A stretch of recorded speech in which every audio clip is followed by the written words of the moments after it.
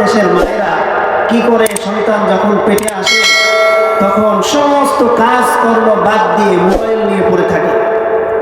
বাড়িতে যদি ওয়াইফাইয়ের ব্যবস্থা আগে নাও থাকে, বাচ্চা পেটে আসার পরে ওয়াইফাইয়ের ব্যবস্থা যেভাবেই হোক করে নেয়, এরপর সারাদিন মোবাইল নিয়ে পড়ে থাকে।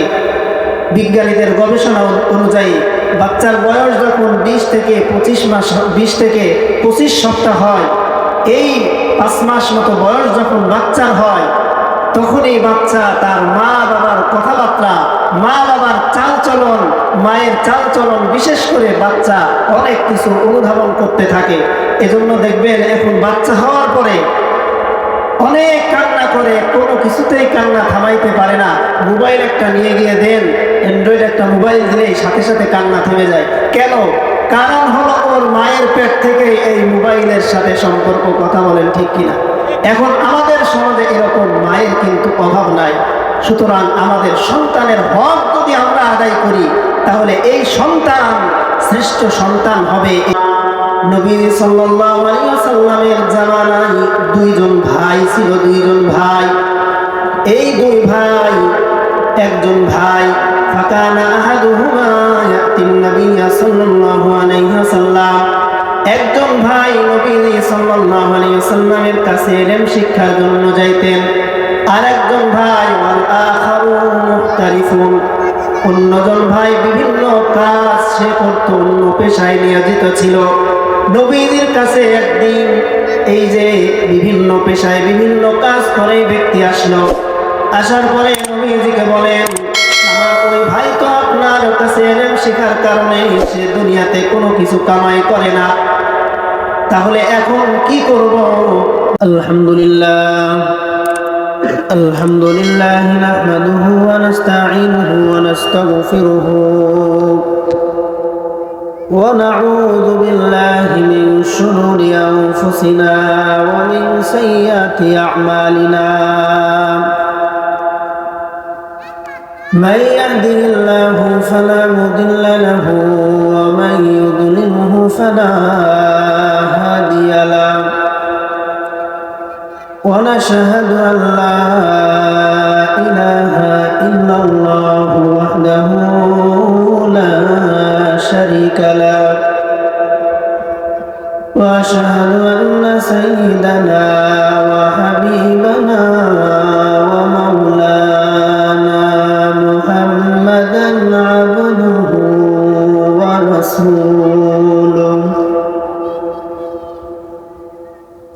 أرسله بالحق بشيرا ونذيرا وداعيا إلى الله بإذنه وسراجا منيرا. أما بعد فأعوذ بالله من الشيطان الرجيم. بسم الله الرحمن الرحيم.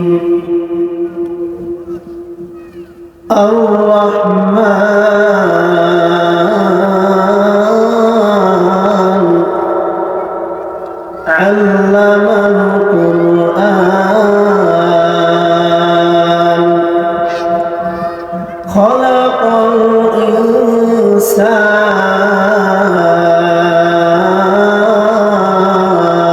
الإنسان. وقال رسول الله صلى الله عليه وسلم خيركم من تعلم القرآن وعلمه أو كما قال النبي صلى الله عليه وسلم.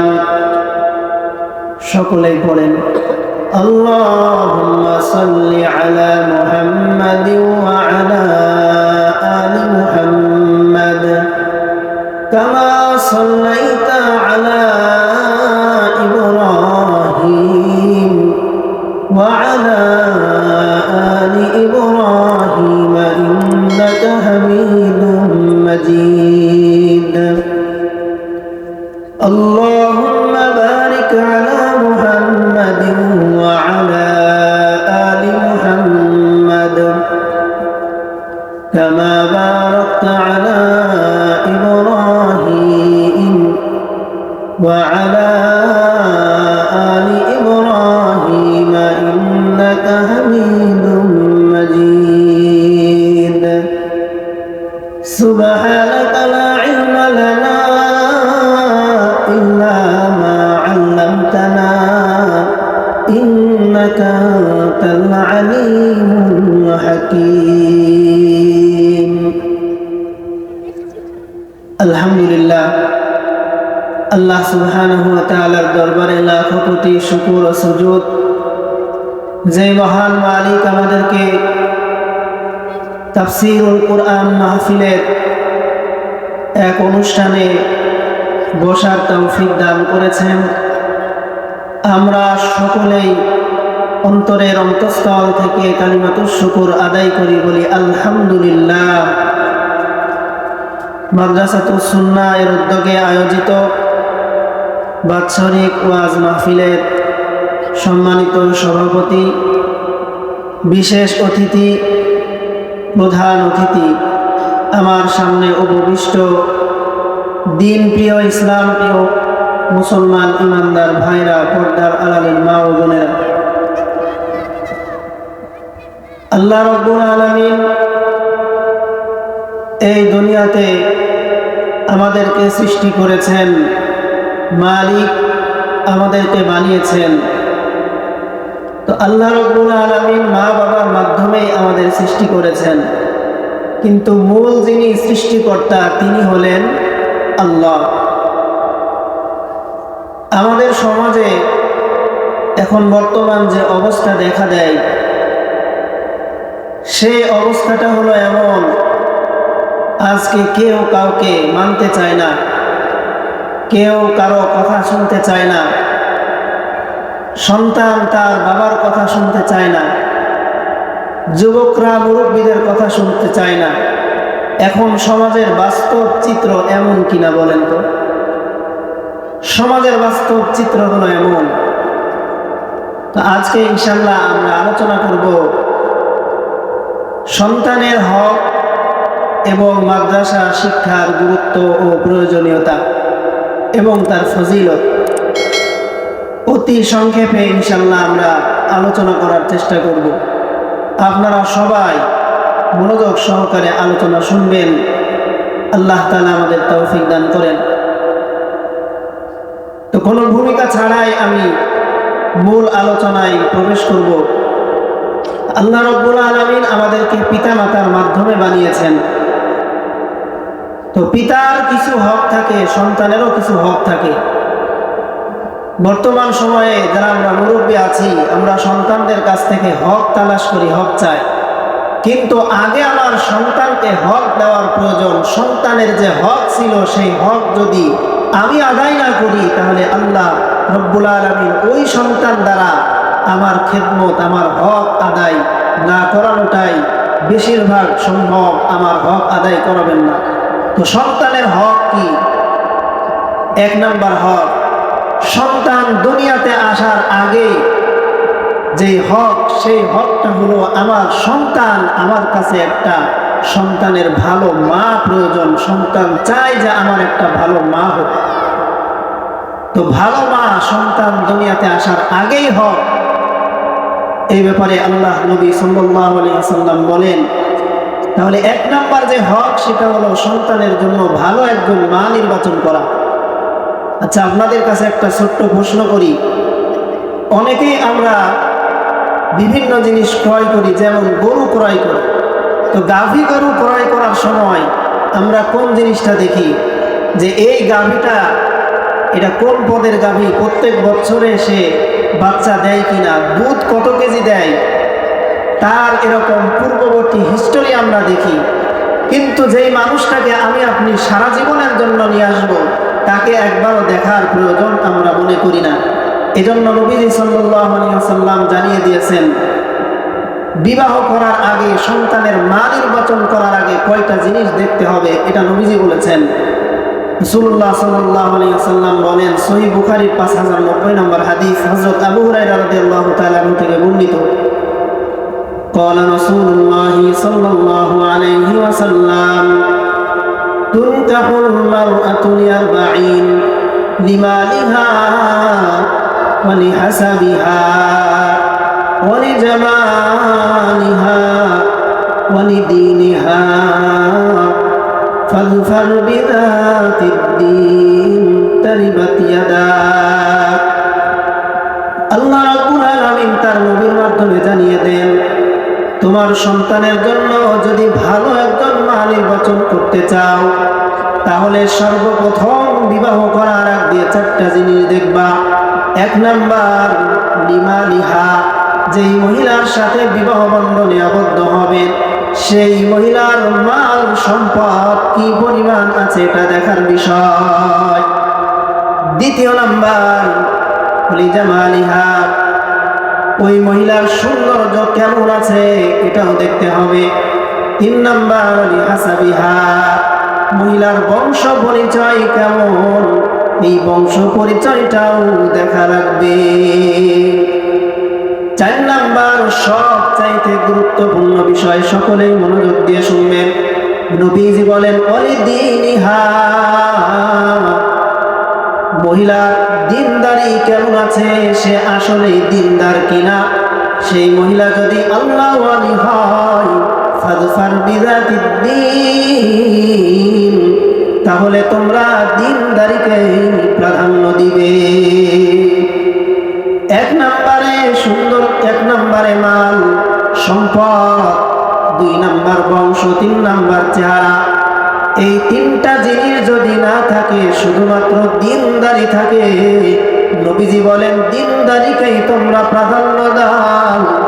যদি দিনদারিকে তোমরা প্রাধান্য না দাও, শুধুমাত্র চেহারা, শুধুমাত্র বংশ, শুধুমাত্র সম্পদ, তাহলে নবীজি বলেন তারিবাত ইয়াদাক, তাহলে তোমাদের ধ্বংস, তোমাদের ধ্বংস, তোমরা ধ্বংস হয়ে যাও।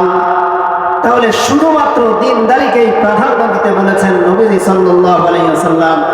তাহলে দেখেন আমাদের সমাজে কি প্রাধান্য দেয়, চেহারা, চামড়াটা সুন্দর আছে কিনা, বংশ পরিচয় যা হয় হোক, বংশ যা হয় তাই হোক, কিন্তু চামড়া ফর্সা, চামড়া ঠিক আছে, বাস, আর কিছু লাগে না। টিকটকার হোক না কেন, বিভিন্ন অশ্লীলতায় লিপ্ত থাকুক না কেন, আমরা চামড়া সুন্দর হলেই বিবাহ করে নিয়ে আসি। তাহলে আপনি চিন্তা করেন, আপনার সন্তান যদি মানুষের মতো মানুষ আপনি বানাইতে চান, তাহলে একজন বদ্দিন মহিলার পেট থেকে কখনো ভালো সন্তানের আশা করা যায় না। যদি দিনদার মহিলা হয়, তার পেট থেকে ভালো সন্তানের আশা করা যায়। তাহলে আমরা যারা এখনো বিবাহ করি নাই, তাহলে আমরা চেষ্টা করতে পারি আমাদের স্ত্রীরা, যাদেরকে আমরা বিবাহ করব, তাদের দিনদারি দেখে সে আল্লাহ ওয়ালি কতটুক, নামাজ কিভাবে পড়ে, ইসলাম কতটুক মানে, এই বিষয়টা আমরা দেখার চেষ্টা করব।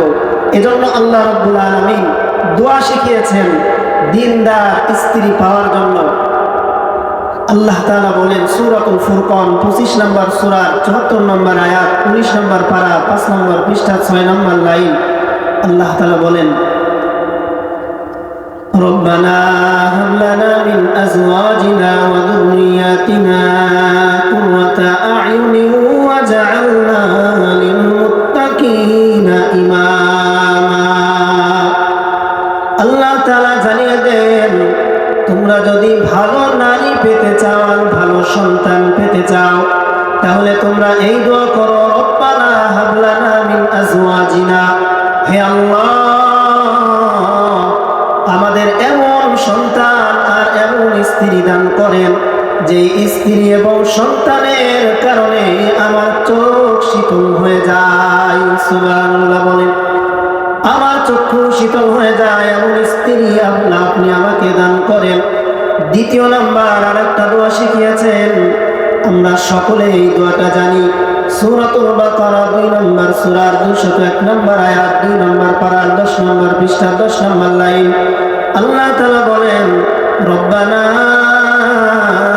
আতিনা ফিদ দুনিয়া হাসানা وفي الآخرة حسنة وقنا عذاب النار আল্লাহ তাআলা বলেন, এই দোয়া শিখিয়ে দিয়েছেন, হে আল্লাহ আতিনা ফিদ দুনিয়া হাসানা, হে আল্লাহ আপনি আমাকে দুনিয়ায় কল্যাণ দান করেন এবং আখিরাতেও আল্লাহ আপনি কল্যাণ দান করেন। এই দোয়া করা যায় না ইনশাআল্লাহ? এই দোয়া আমরা করব, তাহলে আল্লাহ তাআলা আমাদের স্ত্রী যারা খারাপ আছে আল্লাহ তাআলা চাইতো ভালো করে দিবেন। আর যারা এখনো বিবাহ শাদী করি নাই, এই দোয়া করলে ইনশাআল্লাহ আমার সন্তানের হক আমি আদায় করতে পারবো। দ্বিতীয় নাম্বার, সন্তানের হক।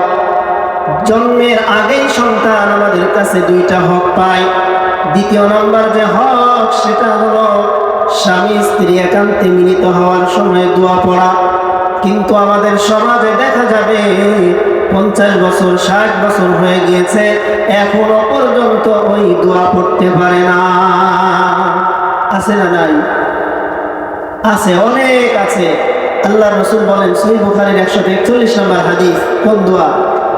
قال رسول الله صلى الله عليه وسلم بسم الله اللهم جنبنا الشيطان وجنب الشيطان ما رزقتنا فقضي بينهما ولد لم يضره। নবীজি বলেন, এই দোয়াটা কোনো ব্যক্তি যদি পাঠ করে, তাহলে এই ফলে যদি কোনো সন্তানের ফায়সালা আসমান থেকে আল্লাহ করেন, তাহলে ওই সন্তানকে শয়তান কখনো ক্ষতি করতে পারবে না। সুবহানাল্লাহ বলেন। তাহলে সন্তান পৃথিবীতে আসার আগে আল্লাহ ওয়ালা হয়ে এই পৃথিবীতে জন্মগ্রহণ করবে। তাহলে আমার আপনার 1 নাম্বার কাজ সন্তানের একজন ভালো মা নির্বাচন করা।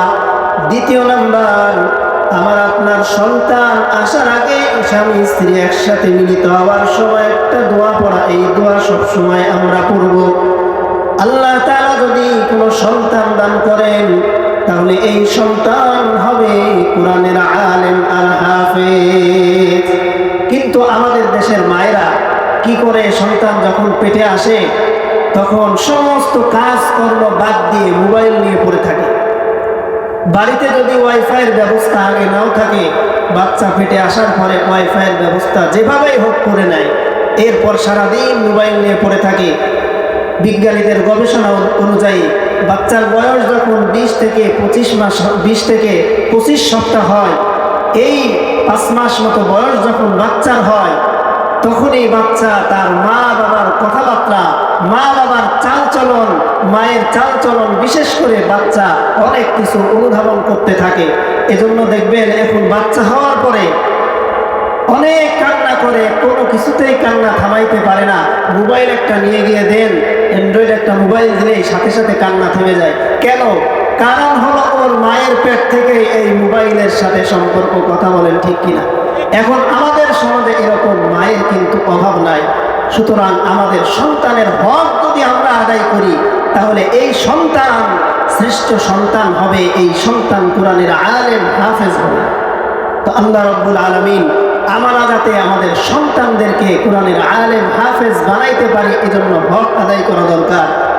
সন্তানের হক প্রায় 20 থেকে 25টা আছে। তো আরো কিছু হক আছে, সেই হকগুলোর দিকে আমরা ইনশাআল্লাহ যদি সময় থাকে পরে আলোচনা করব। 3 নাম্বার, সন্তানের হক। সন্তান যখন দুনিয়াতে আসে, এই সময় আল্লাহ তাআলার শুকরিয়া আদায় করা। সুবহানাল্লাহ বলে। সন্তান দুনিয়াতে আসার পরে শুকরিয়া আদায় করব কার? আল্লাহ রাব্বুল আলামিন হযরত ইব্রাহিম আলাইহিস সালাতু ওয়াস সালামকে একেবারে শেষ বয়সে এসে সন্তান দিয়েছিলেন। ইব্রাহিম আলাইহিস সালাতু ওয়াস সালাম দোয়া করেছিলেন। কি দোয়া করেছিলেন? আল্লাহ তাআলা কোরআনের মধ্যে উল্লেখ করেছেন, সূরাতুস সাফফাত 37 নম্বর সূরার 100 এবং 101 নম্বর আয়াত, 23 নম্বর পারার 8 নম্বর পৃষ্ঠার 9 নম্বর লাইন। আল্লাহ তাআলা বলেন, রব্বি হাবলি মিনাস সালিহিন।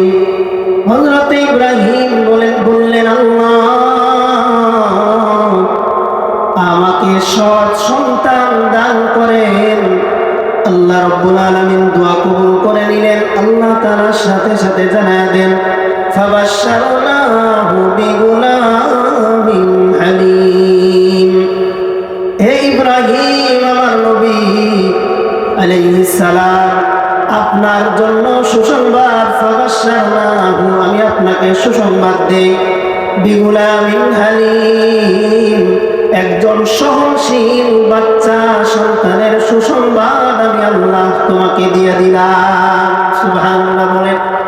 আল্লাহ রাব্বুল আলামিন, সে আল্লাহ এখনো আছেন। আমরা যদি আল্লাহর কাছে দোয়া করি, আল্লাহ তাআলা আমাদের সন্তান দান করবেন, সন্তানকে ভালো বানায় দিবেন। এরপর ইব্রাহিম নবী কি করলেন? আল্লাহ তাআলার কাছে শুকরিয়া আদায় করলেন। সূরা ইব্রাহিম 14 নম্বর সূরার 39 নম্বর আয়াত, 13 নম্বর পারার 19 নম্বর পৃষ্ঠার 8 নম্বর লাইন আল্লাহ তাআলা এটাও জানিয়ে দিয়েছেন।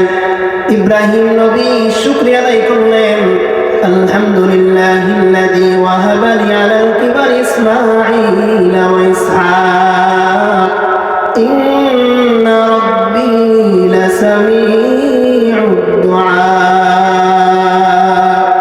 হে আল্লাহ, আপনার প্রশংসা আদায় করি যে আল্লাহ রাব্বুল আলামিন আমাকে বৃদ্ধ বয়সে ইসমাঈল এবং ইসহাককে দান করেছেন। সুবহানাল্লাহ। তাহলে আমাদের সন্তান আসার পরেও আমরা শুকরিয়া আদায় করার দরকার ছিল, কিন্তু আমরা কি করেছি? হয়তো আমাদের করা হয় নাই। তাহলে এখন আমরা কি করতে পারি? 4 নম্বর গুরুত্বপূর্ণ একটা হক, সেইটা হলো আগের যত হক আছে সবগুলো আমার ক্ষতিপূরণ হয়ে যাবে যদি আমি এই 4 নম্বর হকটা মানতে পারি। 4 নম্বর হক হলো সন্তানকে দ্বীনি শিক্ষায় শিক্ষিত করা, সন্তানকে মাদ্রাসার শিক্ষায় শিক্ষিত করা, কুরআনের শিক্ষায় শিক্ষিত করা। এখন সন্তানকে মাদ্রাসার শিক্ষায় শিক্ষিত করা, কুরআনের শিক্ষায় শিক্ষিত করা যদি আমরা করতে চাই, তাহলে এই যে কুরআনের শিক্ষা স্কুল কলেজে দেওয়া হয় নাকি মাদ্রাসায় দেওয়া হয়? কথা বলে।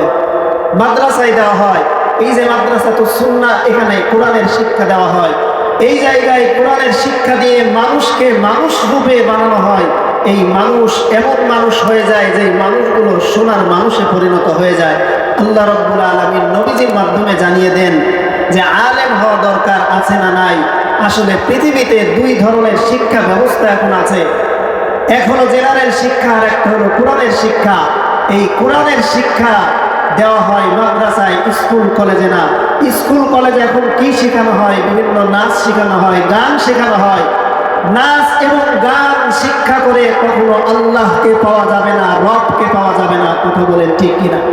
সুতরাং রবকে যদি পেতে হয়, আল্লাহকে যদি পেতে হয়, মাদ্রাসার শিক্ষার বিকল্প আর কোনো রাস্তা আমাদের সামনে নাই।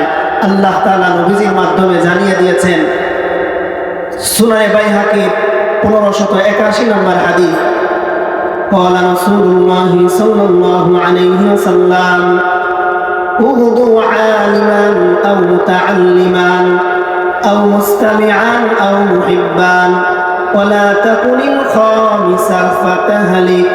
নবী সাল্লাল্লাহু আলাইহি ওয়াসাল্লাম বলেন, উগদু আলিমান, তোমরা আলেম হও, আও মুতাআল্লিমান, কিংবা কোনো আলেমের ছাত্র হও, আও মুস্তামিআন, কিংবা কোনো আলেমের শ্রবণকারী হও, বয়ান শোনো, আও মুহিব্বান, কিংবা আলেমদেরকে ভালোবাসতে শিখো।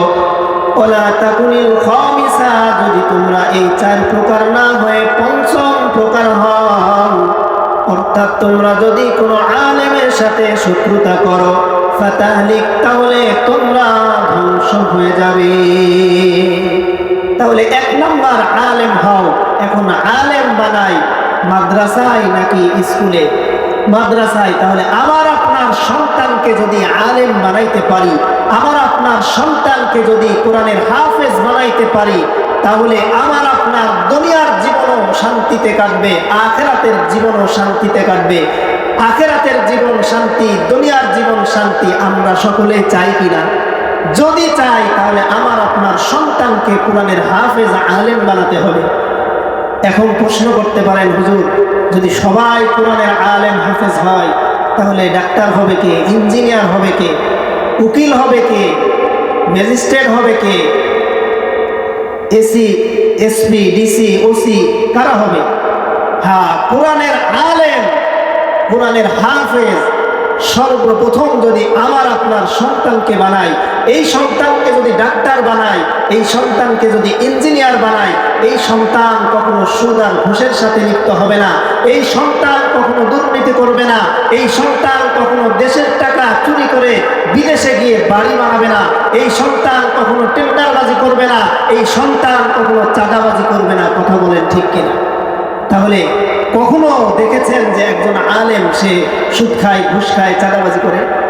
তাহলে এই মাদ্রাসায় যদি আমরা আমাদের সন্তানকে পড়াই, তাহলে আমাদের সন্তান এই পৃথিবীর জন্য, আমার দেশের জন্য কল্যাণ বয়ে আনবে, সর্বোপরি আমার আপনার জন্য কল্যাণ বয়ে আনবে। কিন্তু আমাদের সমাজে কিছু মানুষ আছে যারা বলে যে মাদ্রাসায় পড়লে কি খাবে। এরকম কিছু মানুষ আছে না নাই? কথা বলে আছে। তো এই যে মানুষগুলো শুধু আমাদের এই যুগে না, নবীর যুগেও ছিল। এরকম মানুষ কোন যুগে ছিল? নবীর যুগেও ছিল। আল্লাহ তাআলা তার নবীর মাধ্যমে জানিয়ে দেন একটা হাদিস, সুনানে তিরমিজি 2345 অর্থাৎ 2345 নম্বর হাদিস। নবীজি বলেন,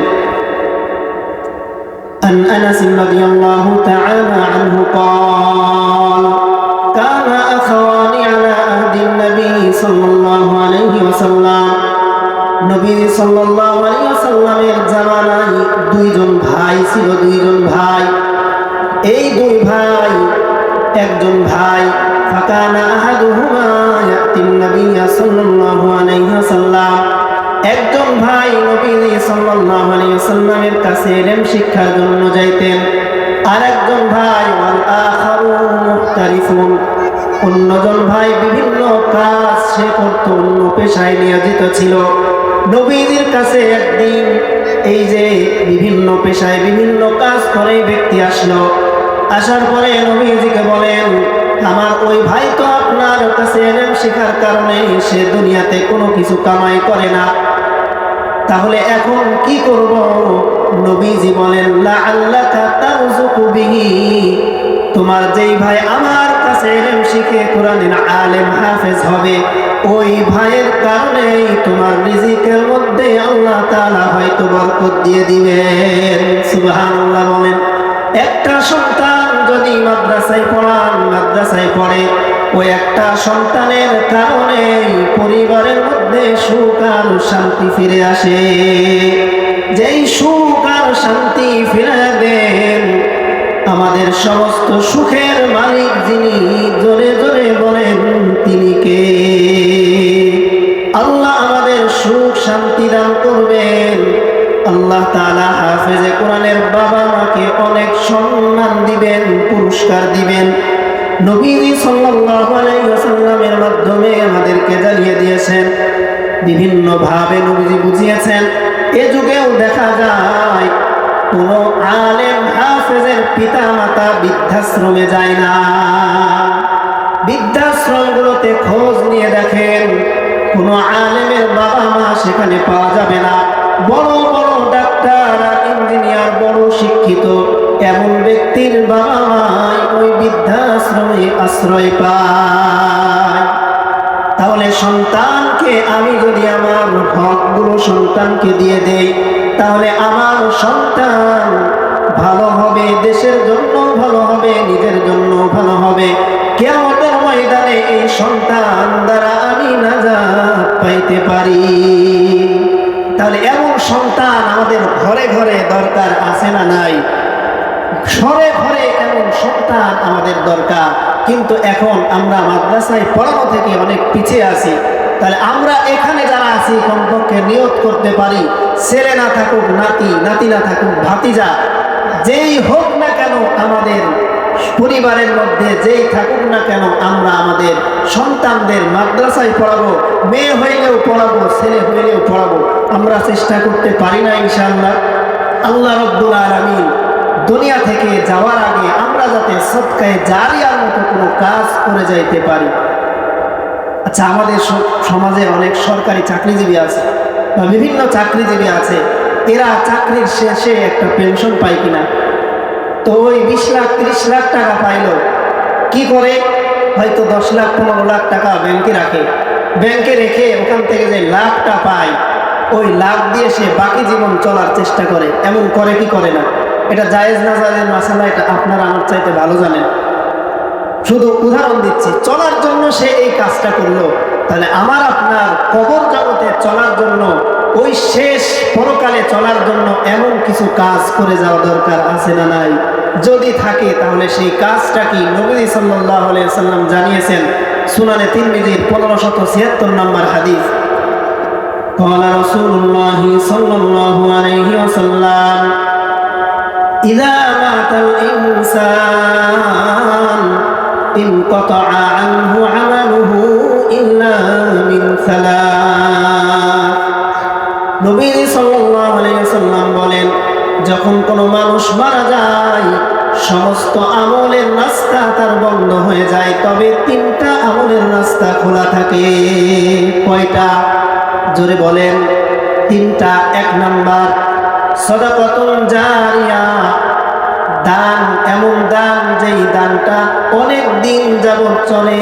এমন দান করলে এই দানের কাজটা যতদিন যাবত পৃথিবীতে চলবে, কবরে শুয়ে শুয়ে এমনি এমনি আল্লাহ তাআলা আমলনামায় সওয়াব দান করবেন। সুবহানাল্লাহ।